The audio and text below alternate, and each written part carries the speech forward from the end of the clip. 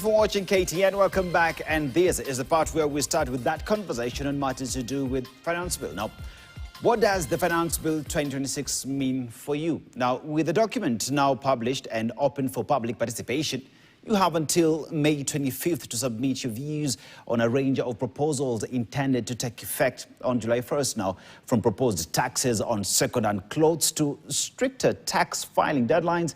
We look at the government's latest fiscal strategy.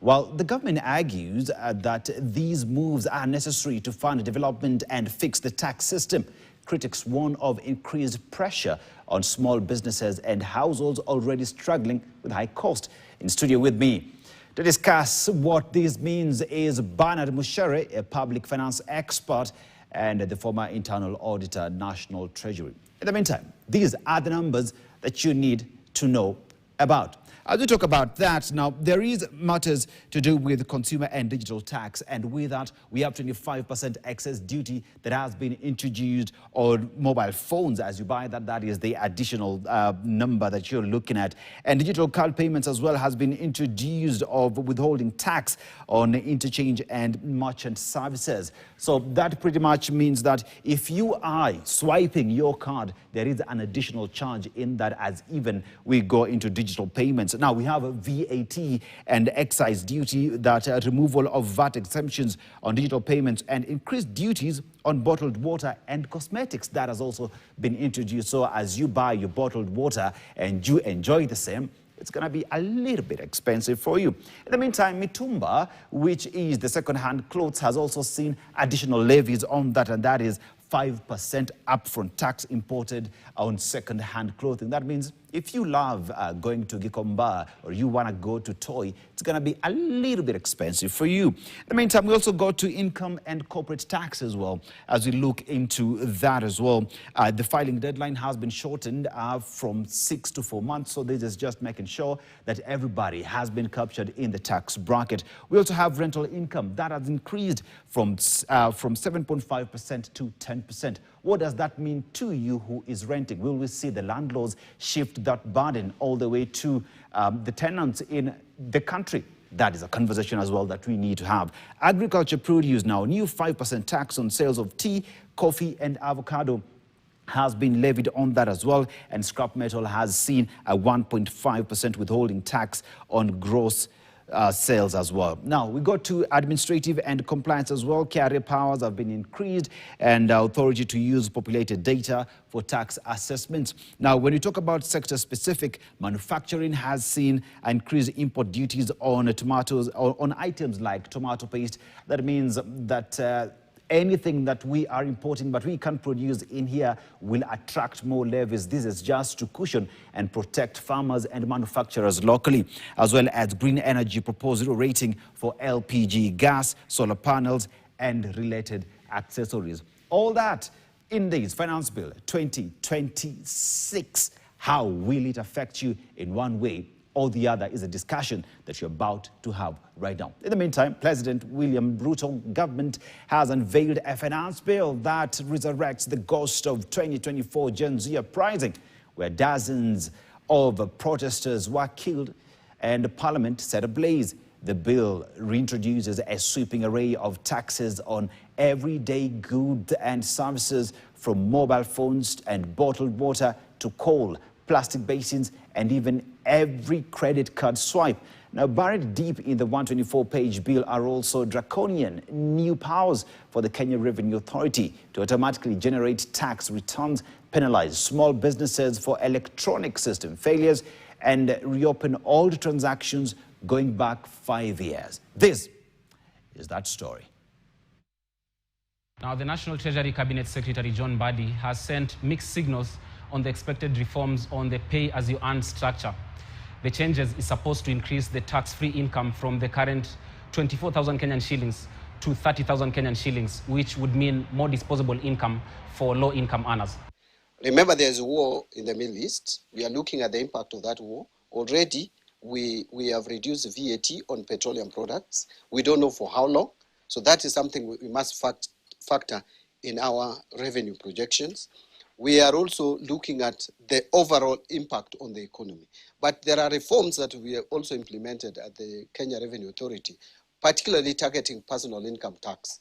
We wanted the personal income to broaden the base for personal income tax to be to increase, and then that would help us to compensate for the loss in this pay as you earn. But there is a catch. With the No Tax Laws Amendment Bill in place, Mbadi now says the same proposals will be inserted in the Finance Bill 2026, currently going through public participation. A delay, the CS points to a volatile global economy. Treasury is currently simulating the damage, a move that could cost the Exchequer 35 billion shillings a year. The CS is also heading for a showdown over Mitumba. So they asked for a simplified tax system where they pay at the point of entry and no one comes again to demand for any taxes.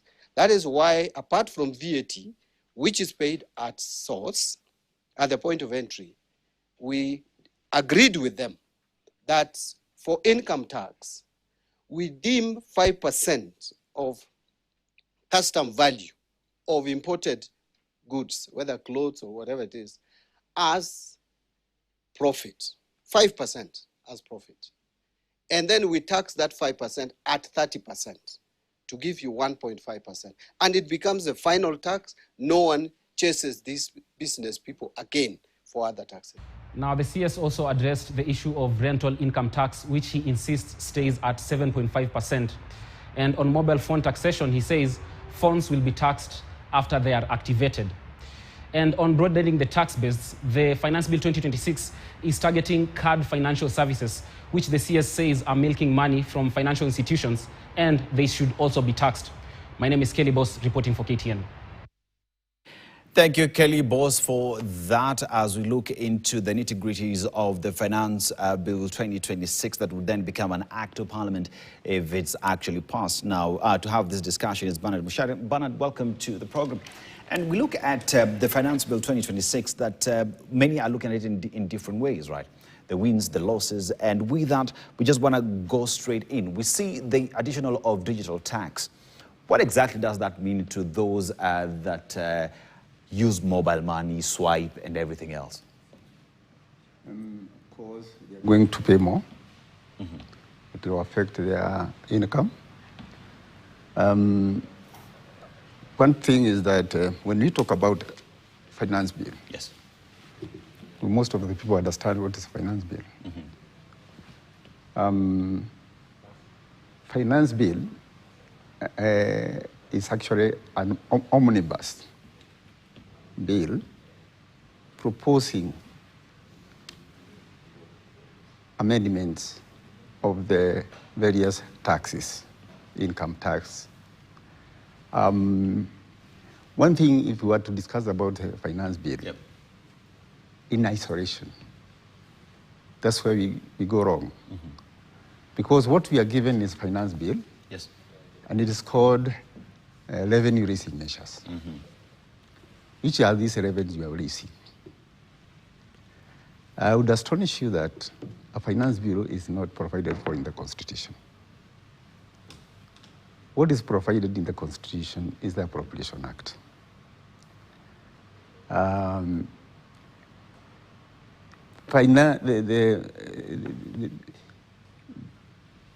The budget is defined in the Constitution, this Constitution, mm-hmm, and Article 220, as containing estimates of revenue and expenditure.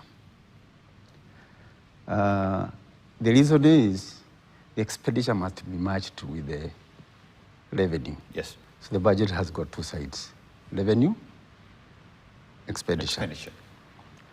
What we are not given is the estimate of revenue.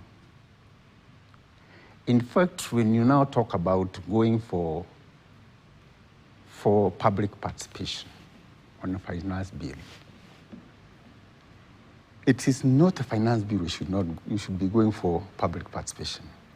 It is the estimates of revenue. Mm-hmm. Under Article 221, Sub-Article 5, mm-hmm, the Committee on budget and appropriation are supposed to present both estimate of revenue and expenditure. Expenditures. So that now we are able to know what are we raising.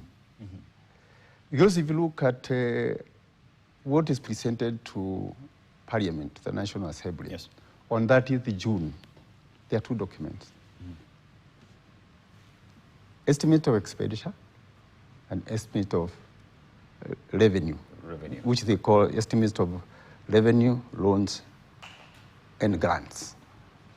But this document on estimate of revenue is never given to the Kenyans.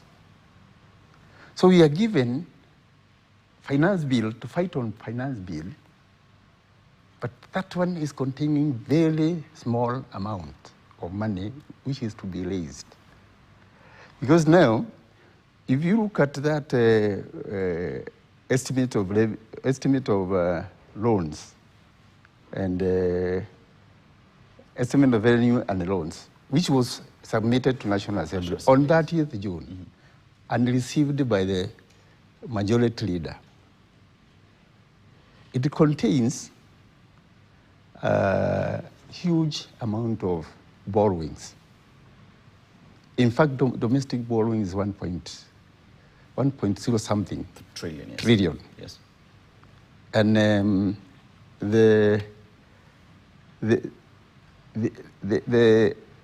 external loans is almost 500 amount. Let me give you the correct amount of the loans. So you can see now, as we discuss these amendments, we have been denied the whole revenue, which would be interrogated using the estimates of revenue, and we interrogate whether what they actually are amending or increasing is reasonable or not. You see, Bernard, we talk about what has been issued to the National Assembly. We're speaking in terms of 4.79 trillion shillings, and the estimated amount that KRA is expected to raise falls around 3.68 trillion Kenya shillings. That means there is a deficit, and that deficit would mean two things: that the government will have to borrow to finance the deficit that is there. That means we're getting into more loans at a time when already we're speaking about 12 trillion Kenya shillings in terms of debt. So that means the deficit would definitely go and add into that 12 trillion Kenya shillings debt. But even while at it, many ask the question, for a very long time, we have been borrowing 12 trillion Kenya shillings, but Kenyans do not see 12 trillion Kenya shillings in the economy. We do not see development that is worth 12 trillion Kenya shillings, because under the law, you borrow for two things: for financing shortfall, that deficit for a period not lapsing 90 days, or you get to borrow for development. Kenyans are asking the question today, why borrow if already we are not seeing value for money? The answer I can give you is this. The budget we are given is not in accordance to the Constitution. Because if you go to Article 220, Sub-Article 1, the budget is supposed to be balanced. Yes. As I've told you, there's estimate of revenue here and expenditure. It must balance. Yes.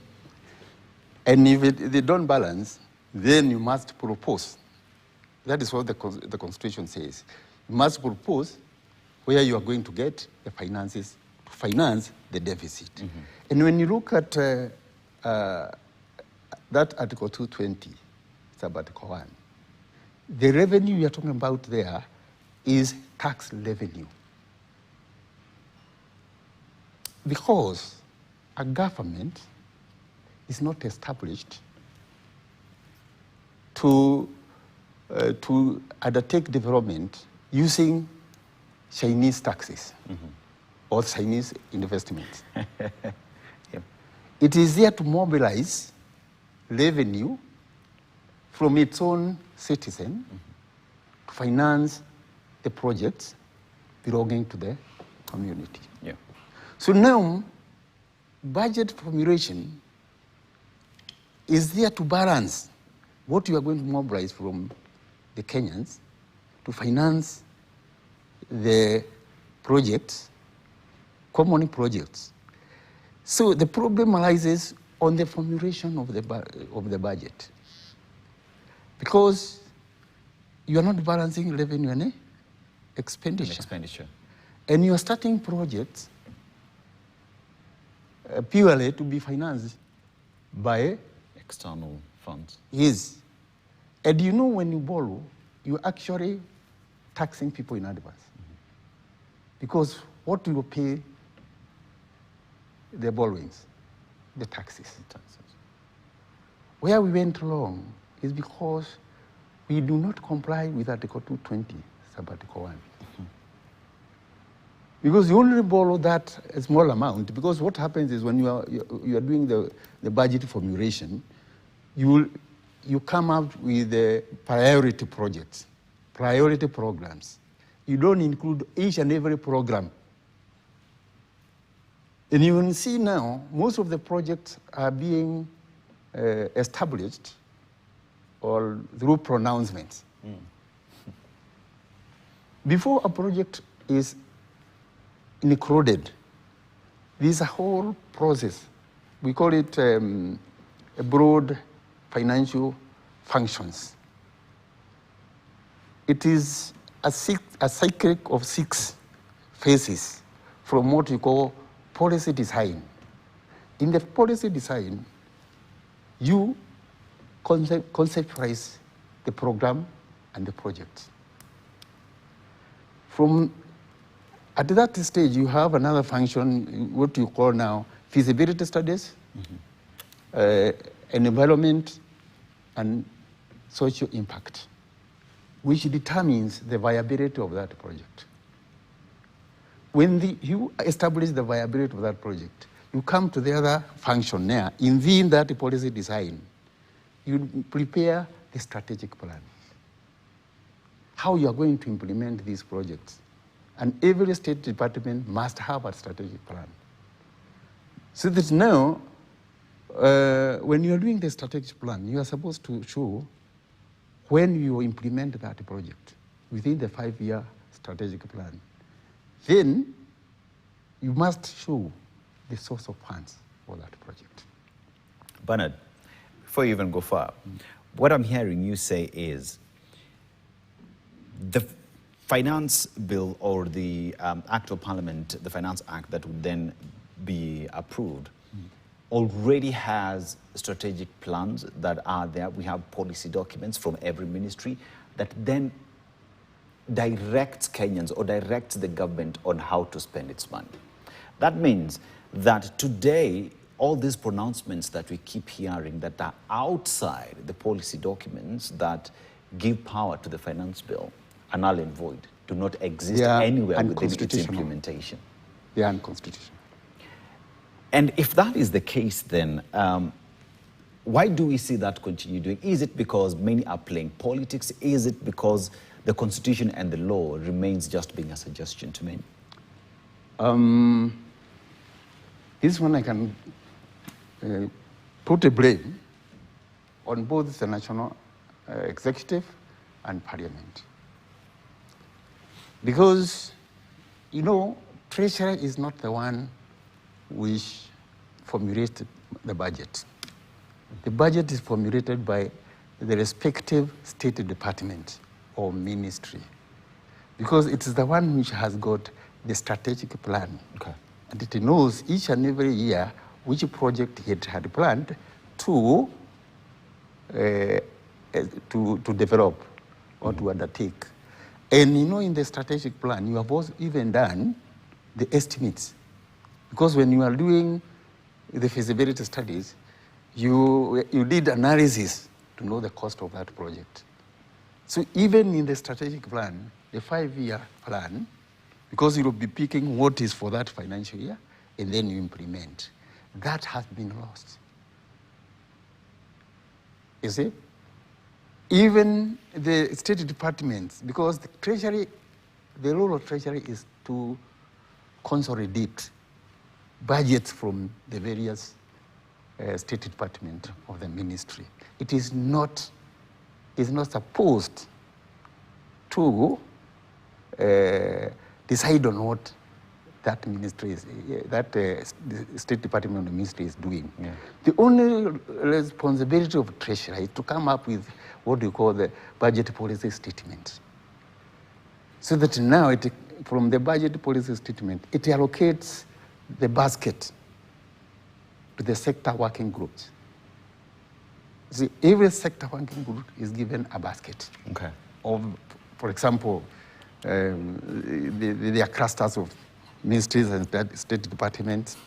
Then you are given a certain basket. For example, you may be given it is Minister of Works and another one and that one, which are related and they have related. You are given maybe 500 billion to share up within yourself. Within yourselves. By the time you are going to that sector working group, you already have your own budget, proposed budget. Then you go there and discuss, so that you can adjust your budget to. But this is not happening. You can see it is being controlled by Treasury and Parliament. In Parliament. A budget may be taken to Parliament and they are adjusting. How do they adjust? And they do not have a strategic plan. Strategic plan. Bernard, I want us to take a short commercial break. When we come back, I want us to look at, because you've mentioned about raising funds, raising revenue, and there is the expenditure part of it. Yes. Many have said that Kenya does not have a problem with revenue.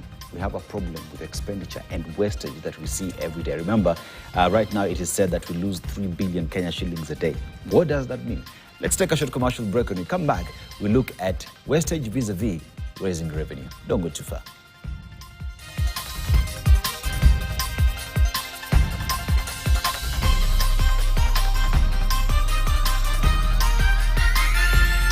Thank you for watching KTN. Welcome back. We continue with our discussion on matters to do with Finance Bill 2026, debt and taxes, even as the taxman says that they want to raise over 4 trillion Kenya shillings, but only look at a possibility of raising 3.68 trillion shillings. That means that the deficit will be funded through loans and financing. To have this discussion is Bernard Mushere, who is a public finance expert. Bernard, you know, when we went to the break, we have reckoned that it has been said, rather, that this country loses 3 billion Kenya shillings daily.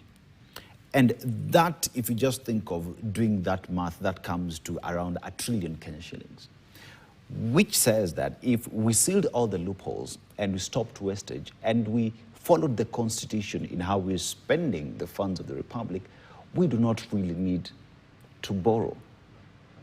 That's right. We need not to borrow. The issue is that we don't comply with the laws governing public finance. You know, public finance, as I've told again, it is all to do with the law. Why? Because that money belongs to me and you. And we cannot have anybody to decide on how to spend that money. If you go through chapter 12, because initially we had only three articles in the old constitution. Today we have got about 31 articles, all crafted in a manner to ensure that public money is safeguarded, is adequate information. But you find now, for example, look at the county. I happen to have audited one of the counties.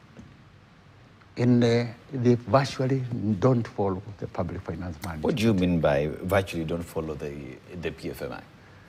Yeah, because first... What did you see? Just paint the picture for us to understand. You know, in the county, it operates like the government. Yes. The chief officer, yes, who is in charge of a department, of course they are ministries, we call them departments, is the accounting officer, in accordance to Article 226. But he has been denied that particular role. Secondly, They are supposed to prepare financial statement as per department. That is not done.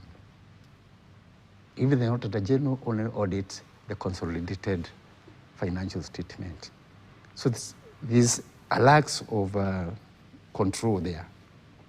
See now, what happens is that you find the project which were budgeted by that chief officer are not financed because now it is being controlled by the governor and the CEC finance.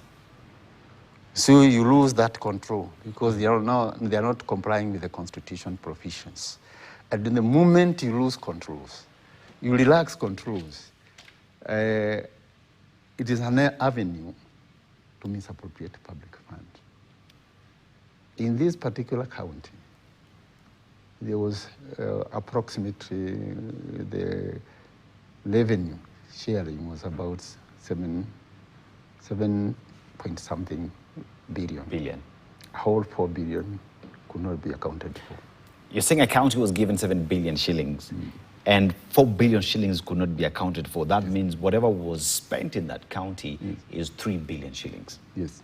That is the kind of wastage that we see happening in the counties. Now, if you extrapolate that to the national government, where then you see KRA is collecting taxes every day, and we are seeing shortfalls as well. KRA is unable to collect the budget estimates that are the target pretty much that has been set, that they have set to collect.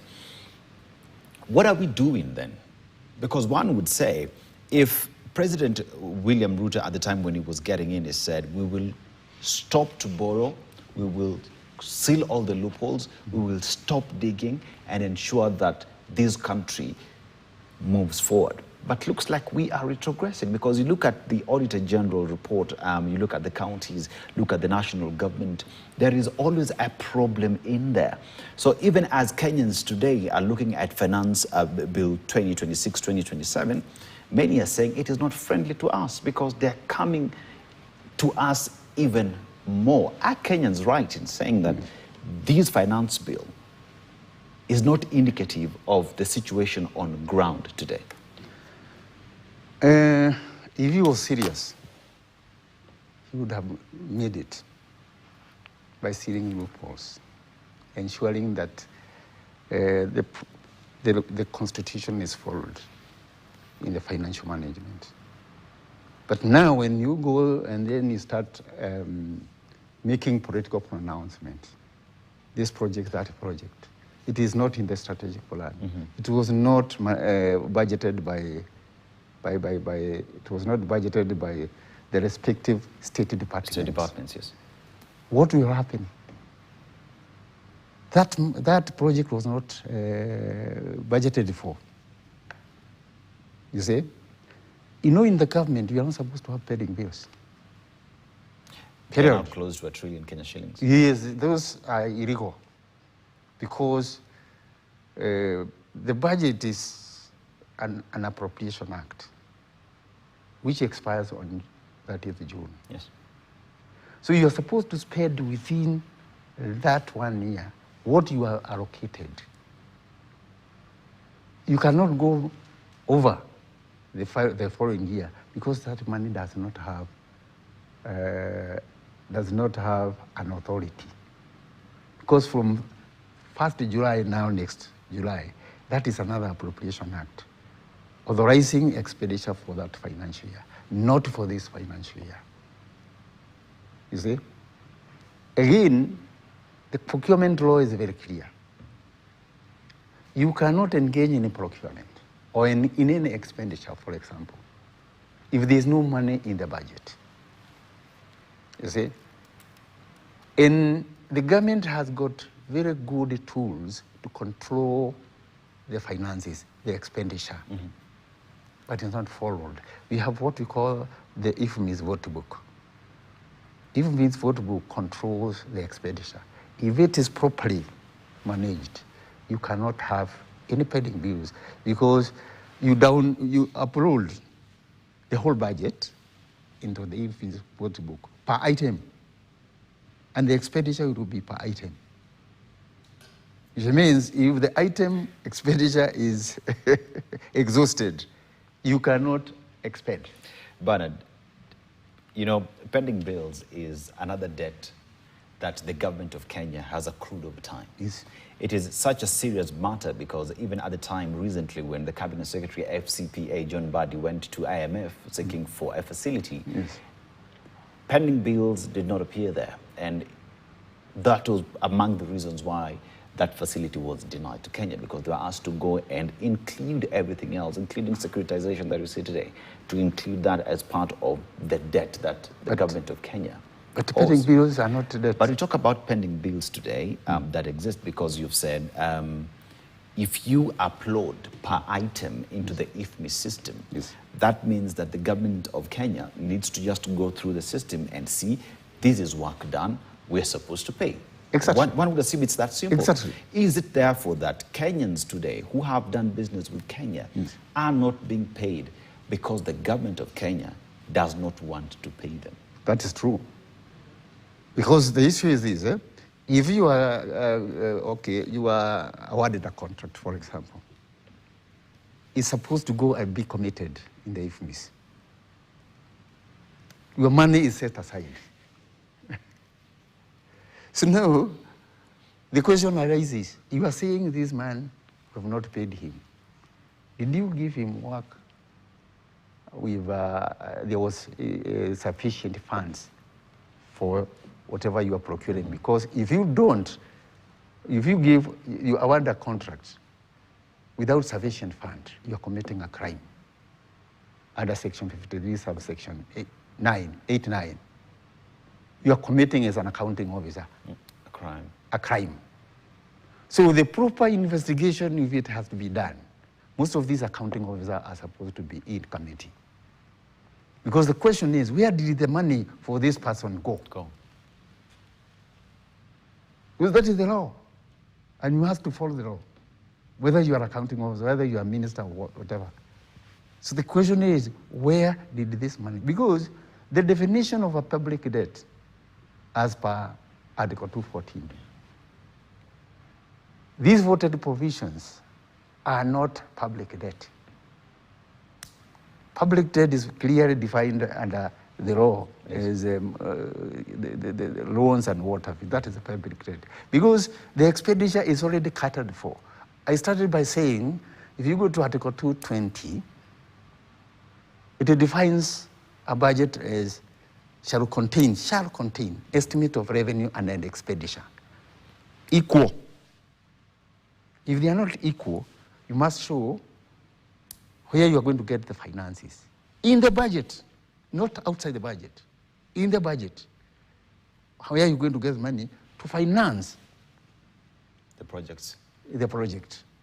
So by the time the budget is being laid there, it's supposed to be balanced. You're not supposed to say, I have a deficit. Because this is an act of parliament, isn't it? Yes. It's an appropriation act. Yeah. And you cannot have a lacuna when you're making an act. Because if the deficit is not filled, then you're coming up with an act of parliament which has got a lacuna. You see? You must show where you're going to get money, because the government always gets its revenue from imposing tax on people. And mind you, there are only 4 main taxes as provided by the Constitution under Article 209. The income tax, the VAT, custom duty, and excise duty. Provided for by the Constitution. So now, what is happening is this. We are establishing funds like infrastructure fund, creating a financial system outside the Constitution. That infrastructure fund, let me tell you, is unconstitutional. It's like actually amending the Constitution through the back door. Because now you are establishing another consolidated fund. And that is, it has been a bond of contention because many say, if you look at the setup of the infrastructure fund, approvals would go outside the National Assembly, so there are no checks and balances when it comes to checking these funds. The issue is this: they started infrastructure fund hiding under Article 206, Sub-Article 1A. But they actually misinterpreted the Constitution. What do I mean by that? If you read that Constitution very clear, it is not for establishing a fund, you know. And you know, you look at that fund, who is managing it? It's being managed by a company. Yes. Isn't it? Now the government has shifted from being a government to a company. You can equate it with a British East African company which was run in Kenya. That is what now here we are gone. And you have established a fund outside the Constitution. There's also been argument that through the infrastructure fund that is there and securitization that we see today, the government of Kenya can go borrow and use securitization and infrastructure fund as collateral. Yet when you read Article 206 of the Constitution, it says, establishes the consolidated fund, which is the primary repository for all money raised or received by the national government. Yes. At that point, when you read Article 206 yes. and you look at the establishment of infrastructure fund, seems as if it is negating the Constitution, where the Constitution says any law that goes against the Constitution is null and void. Yes. Article 2, Sub-Article 4. Yes. If you read that one together with Article 220, then it will come out very clear that actually they have amended the Constitution, you see, to establish a company and then impose tax on Kenyans, because for the 41 years I've been in that treasury, Yeah. I've never heard of that kind of thing you're calling secularization. Where did they get it? How can you impose taxes on Kenyans and use those taxes as security to solicit for more loans? And those loans are actually a tax in advance. Are you seeing the scenario? The contradiction, yeah. Yes. Because you see, if now you are not able to tax Kenyans to fund those projects, you are saying now you will tax them more in the future so that you can pay that big loan. And it is not a controlled loan. In fact, secularization is a gross violation of the Constitution. Yet we're seeing it being pushed, yet we're seeing it being pushed by the House that is supposed to protect Kenyans. We're looking at the powers that the National Assembly has been given in terms of oversight, appropriation.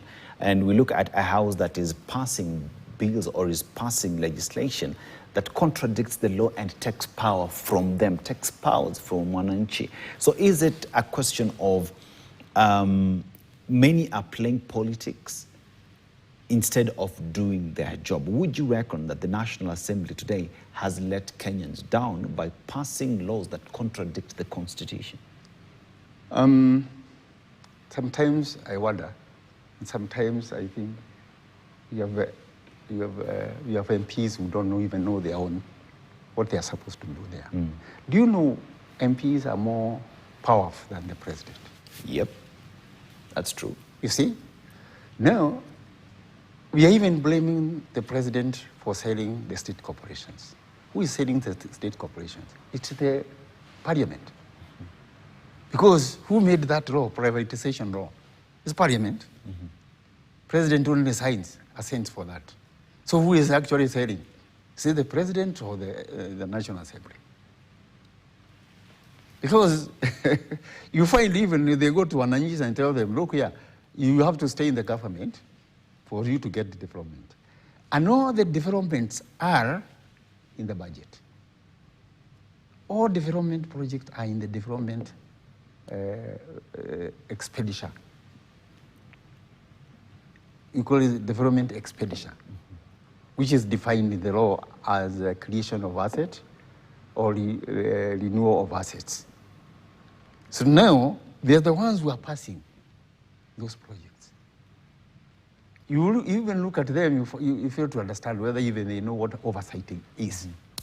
Because oversight of an MP, after passing the budget, is supposed to go back to his constituency and look at what was provided or allocated for your constituency, and then oversight the implementers, who are the ministries. So that now, if this particular project is not going on, you don't go to the president, you go back to parliament and demand for the cabinet secretary to come and answer for that. As to why the project is not proceeding. Yes.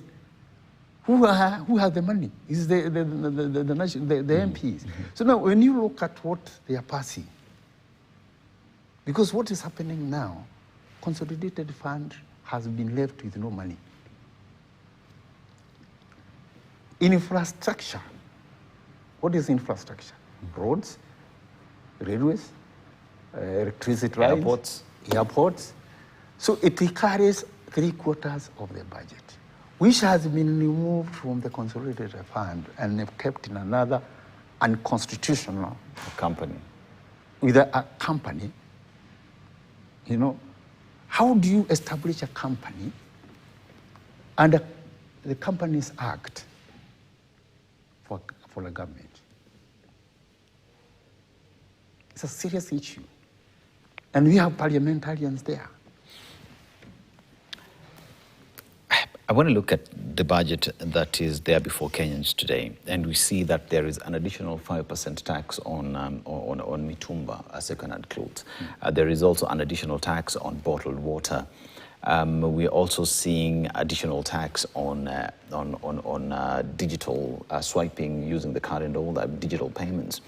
What does this essentially mean to businesses in the country? What does it mean to Kenyans who use these facilities? Because we know, many would say that even in second-hand clothes is because we're trying to nurture production, local production and manufacturing.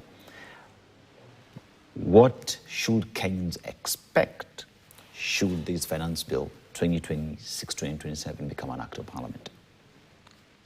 First, you see now, they are going to put people out of business. That's a fact. It is ironical because we go spend a lot of money to attract investors. And these are investors. Yeah. You are putting them out of business. You see? Very ironical. Again, what has happened is this. Kenyans are being overtaxed. You are being imposed on 3, 4, 5 taxes. Let me give an example. We have a case on the railway development levy. What is railway development levy? That is custom import duty on goods. You see? If you read Article 206, that one you've read now, and look at the exemption, it talks about excluding money from the consolidated fund, not imposing a tax. Yes. Because we have several public funds, like equalization fund, political funds, Political parties, yeah. Parties fund. We have contingent funds. You don't impose extra taxes to fund them. You only get money from the consolidated fund to fund them. But what they have done is this. They have come up with several taxes. Now, on top of the main tax, which is provided for by the Constitution. Because import duties is a tax provided for by the Constitution under Article 206. Now you come and rename custom import duties on goods, you rename it Railway Development Levy. You come and name VAT as Petroleum Development Levy, Fuel Levy. You see? And these are not specific purpose. Because if you read 206, it is talking about a specific purpose. Yes.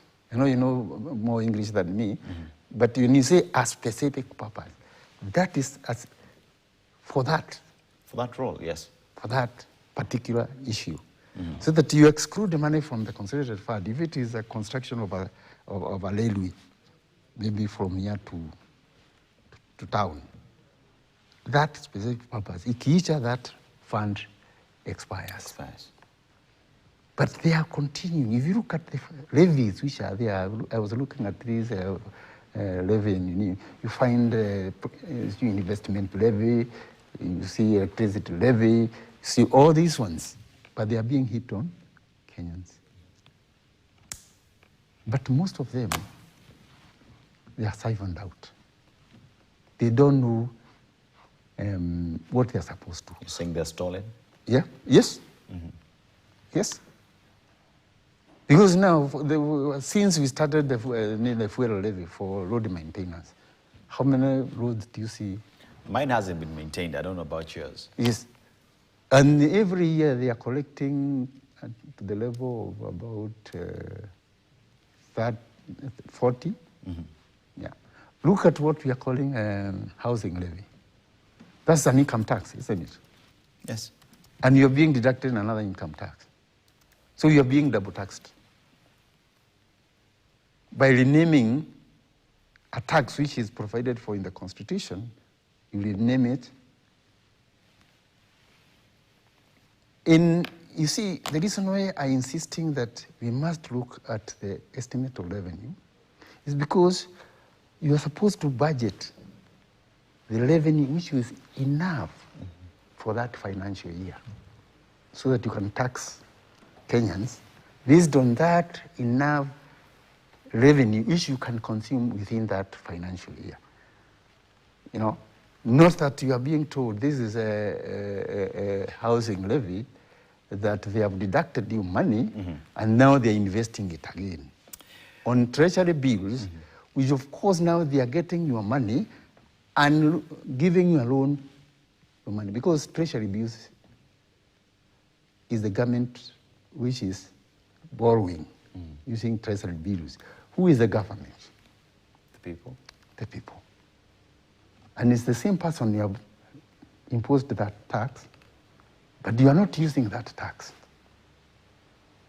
Like now, when I hear that they are using fuel levy to go and pay pending bills, what does that mean? You are taxing Kenyans for no reason at all, for no purpose at all. You have money, you are taxed Kenyans, and you have money you are not using. You're not using. Bernard Mushere is a public finance expert and former internal auditor, National Treasury, discussing Finance Bill 2026, debt and taxes. One would say also appropriation and respecting the law, following the law with regard to expenditure and also implementation of the same in ensuring that we implement that which we have budgeted for. He says that Kenya does not need to borrow. All we need to do is to stop the leakage and the wastage and follow the Constitution. Asante sana for making it here. We're looking forward to the coming days and how these Finance Bill 2026 will take center stage. Remember, you still have time until 27th of May for you to present your views on the same. Go out there, participate, and let your voice be heard. My name is Dennis Aseto. To the entire team that made this production a success, nasema asante sana, including you for keeping us company.